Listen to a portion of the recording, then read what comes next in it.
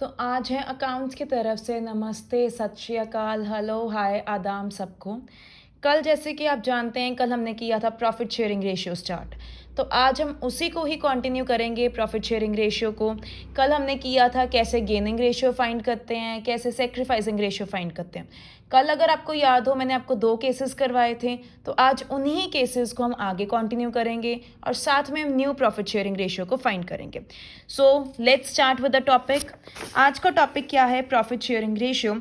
हमने कल केस किया था as per new agreement ABC will share future profit and loss equally. मैंने कल आपको बताया था old share minus new share करेंगे तो हमारे पास गेनिंग शेयर या सेक्रीफाइसिंग शेयर आ जाएगा। अब इसी क्वेश्चन को कंटिन्यू करते हैं। आपकी ओल्ड रेशियो क्या है? ABC are partners having profit sharing ratio 5:4:1। So starting with the case 3 अब हम स्टार्ट करने लगे हैं। केस 3 में आपको old profit sharing ratio given है 5:4:1। न्यू रेशियो उन्होंने कहा है कि ABC will share the new profit sharing ratio equally. तो न्यू प्रॉफिट शेयरिंग रेशियो आपकी हो जाएगी 1:1:1। तो आपको फॉर्मूला पता है, old share minus new share. Old share में से जब आप न्यू शेयर माइनस कर दोगे तो या तो आपका पॉजिटिव में आंसर आएगा या आपका नेगेटिव में आंसर आएगा। और अगर आपका पॉजिटिव में आंसर आएगा तो इट मीन्स कि पर्सन क्या कर रहा है? सेक्रीफाइस। और अगर नेगेटिव में आंसर आ रहा है, इट मीन्स पर्सन क्या कर रहा है? गेन। तो अब पहले हम निकालेंगे ए का ओल्ड शेयर कितना है? 5/10 माइनस न्यू शेयर कितना है? 1/3। इसको सॉल्व कर आपका एलसीएम आ जाएगा 30। तो ये हो जाएगा 15 - 10 दैट इज 5/30। ये ए का शेयर आ गया। अब ऐसे ही हमने बी का शेयर निकाला 4/10 - 1/3। ऐसे ही हमने सी का शेयर निकाला 1/10 - 1/3। आई होप आपको समझ आ गया हो कि किस तरह हमने ये शेयर निकालना है। तो old share minus new share करके आपका यहाँ पॉजिटिव में आंसर आएगा या नेगेटिव में आंसर आएगा। अब ये आंसर पॉजिटिव में आ रहा है, इट मीन्स ये पर्सन ने क्या किया है? सेक्रीफाइस किया है। ऐसे ही अब हमने करना है इनका। ये एलसीएम आ जाएगा 30।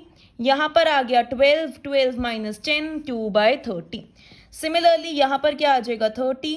ये हो जाएगा 3 - 10 दैट इज -7/30। अब ये भी सेक्रीफाइस और ये गेन। मैंने कल एक चीज़ बताई थी कि इन दोनों का टोटल गेन के टोटल के इक्वल होना चाहिए। ये तो चीज़ थी जो हमने कल की। अब ओल्ड शेयर में से न्यू शेयर माइनस करके पॉजिटिव और नेगेटिव आंसर आ जाएगा। तो ये आपका बेसिकली टॉपिक किसका कवर हो जाता है? गेनिंग शेयर और सेक्रीफाइसिंग शेयर का। अब गेनिंग पार्टनर यहाँ पे कौन है? सी। तो सीज कैपिटल अकाउंट क्या हो जाएगा? डेबिट हो जाएगा।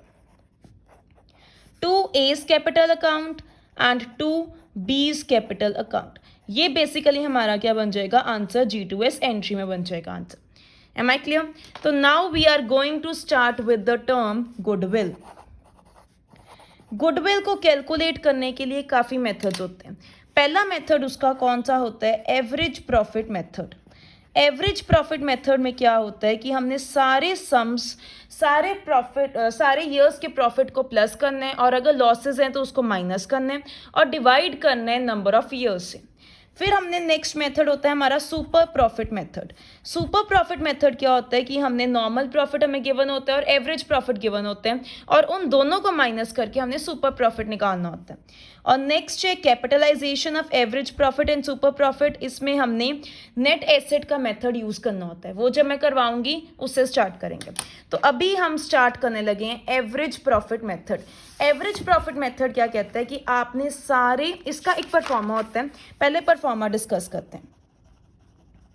एवरेज प्रॉफिट मेथड, इसमें हमने क्या करना होता है? सबसे पहले आपने लिखना है ईयर्स, फिर आपने लिखना है प्रॉफिट, फिर आपने लिखना है कोई भी एडजस्टमेंट अगर आपको गिवन है वो, उसको प्रॉफिट में से एडजस्टमेंट को माइनस करके नॉर्मल प्रॉफिट लिखना है। अब यहाँ पर क्वेश्चन आता है व्हाट इज एडजस्टमेंट? एडजस्टमेंट है क्या?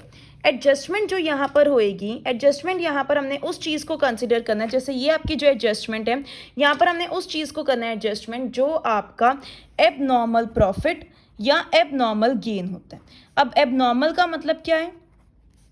एबनॉर्मल प्रॉफिट या abnormal gain. Sorry abnormal loss.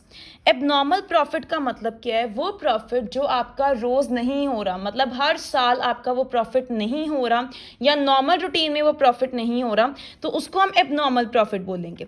आपको पता ही है प्रॉफिट हमेशा ऐड होते हैं, बट एबनॉर्मल प्रॉफिट क्या हो जाएंगी? सब्ट्रैक्ट हो जाएंगे।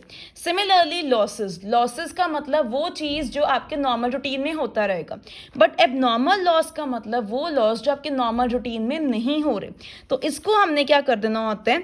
प्लस कर देना होता है। ठीक है, so abnormal profit is be negative और एबनॉर्मल लॉस क्या होएगा? पॉजिटिव हो जाएगा। तो अब हमने यहाँ पर क्या करना है? लेट इट बी एक हाइपोथेटिकल एग्जांपल लेते हैं। आपको ईयर गिवन है 31 मार्च 2010, 2011, 2012 एंड 2013। ये सारे 31 मार्च के बने। अब यहाँ पर उन्होंने आपको प्रॉफिट दे दिया है। इस साल का प्रॉफिट है 1 लाख, इस साल का प्रॉफिट है 50,000, इधर आपका लॉस हो गया 50,000 और इधर आपका गेन हो गया 70,000। ठीक है, तो ये सारे प्रॉफिट्स आप लिखोगे इस तरफ। जैसे मैं इधर आपको लिख के दिखाती हूँ 31 मार्च 2010, 11, 12, 13 और यहाँ पे प्रॉफिट्स आ जाएंगे 1 लाख, 50,000, नेगेटिव 50,000 और इधर क्या आ जाएगा? 70,000। अब यहाँ पर उन्होंने आपको कोई भी एडजस्टमेंट नहीं दी, तो एडजस्टमेंट आपकी क्या हो जाएगी? 0, और यही आपका प्रॉफिट आप यहाँ पे लिख दोगे।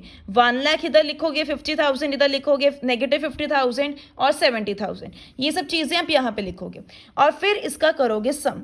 इसका सम क्या आएगा? 1 लाख और इधर 1,70,000 आ जाएगा। तो 1,70,000 को आपने नंबर ऑफ ईयर्स क्या है आपके? नंबर ऑफ ईयर्स आपके हैं 4, तो 4 से डिवाइड कर देना। 4 को 1,70,000 से डिवाइड किया तो वो आपका आंसर आ जाएगा 4 4 ज़ा 16, 4 2 ज़ा 8, 4 5 ज़ा 20, 42,500 आपका क्या आ जाएगा? एवरेज प्रॉफिट आ जाएगा। बट हमारा जो क्वेश्चन होगा वो इतने में ही कन्फाइन नहीं होगा, उस क्वेश्चन में आपकी काफ़ी सारी एडजस्टमेंट्स भी होंगी। वो एडजस्टमेंट्स कौन सी चीज़ की होंगी? जैसे आपको हो सकता है एबनॉर्मल प्रॉफिट दिया हो, एबनॉर्मल लॉस दिया हो, तो जहाँ पर आपको एडजस्टमेंट्स दी होंगी वो चीज़ अब हम करेंगे। जैसे आप ये क्वेश्चन देखो, इस क्वेश्चन में इसी तरह आपने बनाना है ईयर्स, एडजस्टमेंट और नॉर्मल प्रॉफिट। आप इधर एक कॉलम प्रॉफिट्स का भी बना सकते हो, जैसे मैंने आपको बना के दिया। फिर ईयर में आपने लिखना है 2013, 14, 14, 15, 15, 16, 17, 18 और एक 16, 17 में मिस हो गया। यहाँ पर आपने प्रॉफिट्स लिखे, जैसे ये हो जाएगा 50,000, ये हो जाएगा 40,000, दिस इज 75,000, ये आपका हो जाएगा नेगेटिव 25,000 और ये हो जाएगा 50,000। इस तरह प्रॉफिट्स लिखें और फिर एडजस्टमेंट। अब एडजस्टमेंट क्या है? Profit for 2014-15 was calculated after charging 10,000 for abnormal loss. मैंने आपको क्या बोला? एबनॉर्मल लॉस क्या होएगा? प्लस होगा, उल्टा चलता है, और एबनॉर्मल गेन क्या होगा? माइनस होगा।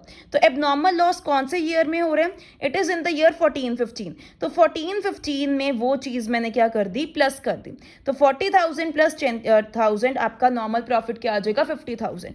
और बाकी सारी चीज़ों को आपने सेम लिख के प्लस किया और नंबर ऑफ टर्म्स कितनी है? 1 2 3 4 5, उससे डिवाइड कर दिया। ये आपका क्या आ गया? एवरेज प्रॉफिट आ गया। बट इसके बाद आपको एक चीज़ और करनी होती है, एवरेज प्रॉफिट को परचेज ईयर से मल्टीप्लाई करना होता है। परचेज ईयर क्या हो जाएगा? जैसे अब यहाँ पर आपके परचेज ईयर क्या है? 3। Goodwill of the firm was to be valued on the basis of 3-year purchase of last 5-year average profit. आपने पिछले 5 साल का एवरेज प्रॉफिट निकाल लिया और उसको 3 से मल्टीप्लाई कर दिया, तो ये आपका क्या आ जाएगा? गुडविल आ जाएगा। So goodwill is calculated on the basis of average profit into 3, that is वो आपकी क्या आ जाएगी? टोटल गुडविल आ जाएगी। एक चीज ध्यान रखना, ये गुडविल ऑफ द फर्म आती है, ये गुडविल ऑफ द पार्टनर नहीं आती, गुडविल ऑफ द फर्म आती है। I hope I am clear to you. एक सम इसका और करते हैं। जैसे इस सम में हम देखते हैं, अब इस सम में आपकी ज़्यादा एडजस्टमेंट्स हैं। सिमरन ने परचेज किया अनीता का business, it was agreed to value goodwill at 3-year purchase. तो आपका परचेज ईयर क्या आ जाएगा? 3, और नॉर्मल प्रॉफिट आपने लेना है पिछले 4 सालों का। तो प्रॉफिट अनीता का क्या है पिछले 4 सालों का? 18 का है 90,000, 19 का है 1,60,000, 20 का है 1,80,000 और 21 का है 2,20,000। तो पहले आपने प्रॉफिट लिखा। आप एक ही टेबल की सिमेट्री बना के रखो ताकि आपको प्रॉब्लम ना आए। फिर उन्होंने कहा during the year an asset was sold at a gain of 10,000। कौन से ईयर की बात हो रही है? 18 की। तो अब ये एडजस्टमेंट मैं 18 में करूंगी, 2018 में कितने का प्रॉफिट हुआ? 10,000 का। तो एबनॉर्मल प्रॉफिट क्या हो जाता है? माइनस होता है, तो उसको मैंने माइनस कर दिया। एक फिर next adjustment during the year ended 2019 एक मशीन डिस्ट्रॉय हो गई और 30,000 का लॉस हो गया। अब ये भी एबनॉर्मल लॉस है क्योंकि हर साल आपको मशीन आपकी डिस्ट्रॉय नहीं होगी। तो आपने क्या किया? 30,000 को प्लस कर दिया, क्योंकि लॉस क्या होते हैं? प्लस होते हैं। फिर नेक्स्ट आपने किया firms asset were not insured और इंश्योरेंस प्रीमियम आपने पे किया। अब ये रेगुलर एक्सपेंस है, तो रेगुलर एक्सपेंस आपका एबनॉर्मल नहीं होगा, तो ये नॉर्मली ट्रीट होएगा जिस तरह आपके सारे खर्चे होते हैं। तो ये एबनॉर्मल लॉस है, सॉरी नॉर्मल लॉस है, तो इसलिए इसको मैंने माइनस किया। देखो अगर यही एबनॉर्मल लॉस होता तो फिर मैंने इसको प्लस करना था, बट क्योंकि ये नॉर्मल लॉस है तो फिर इसको मैंने क्या कर दिया? माइनस कर दिया। तो 1,80,000 में से 10,000 के 1,70,000 और 2021 में कोई भी एडजस्टमेंट नहीं गिवन, तो ये 90,000 में से 10,000 माइनस करके लिखा। 1,60,000 में 30,000 प्लस कर दिया, 1,80,000 में 10,000 माइनस कर दिया और 2,20,000 एज सच ही आ गया। इन सबको प्लस किया, नंबर ऑफ ईयर्स से डिवाइड कर दिया, 4 है नंबर ऑफ ईयर्स, और फिर जो आपका गिवन था परचेज ईयर गिवन था 3, उससे मल्टीप्लाई कर दिया। ये आपका हो जाएगा एवरेज प्रॉफिट। आज मैंने बिल्कुल बेसिक आपको एवरेज प्रॉफिट कवर करवाया। कल मैं आपको केसेस कवर करवाऊंगी when asset is treated as an expense and vice versa, वो बहुत इंपॉर्टेंट केस है। और second case closing stock over valued and under valued, opening stock over valued and under valued, so do not miss that. और ये हमने goodwill क्यों करना है? क्योंकि गुडविल की बेसिक एंट्री क्या आती है? G2S एंट्री, जो मैंने एंट्री आपको डालना सिखाई है, बट उसमें अमाउंट डालना मैंने आपको नहीं बताया था। उस अमाउंट को डालने के लिए हमें गुडविल की कैलकुलेशन करना बहुत ज़रूरी है। तो गुडविल की कैलकुलेशन करने के लिए हमें ये सारे मेथड्स आने चाहिए। तो पहला मेथड कौन सा है? एवरेज प्रॉफिट मेथड, तो वो हमने किया आज, ठीक है। और बाकी एवरेज प्रॉफिट का जो रिमेनिंग मेथड रह गया वो मैं कल करवाऊंगी आपको। Thank you so much. Keep watching, keep liking, keep sharing and keep subscribing the channel. Thank you.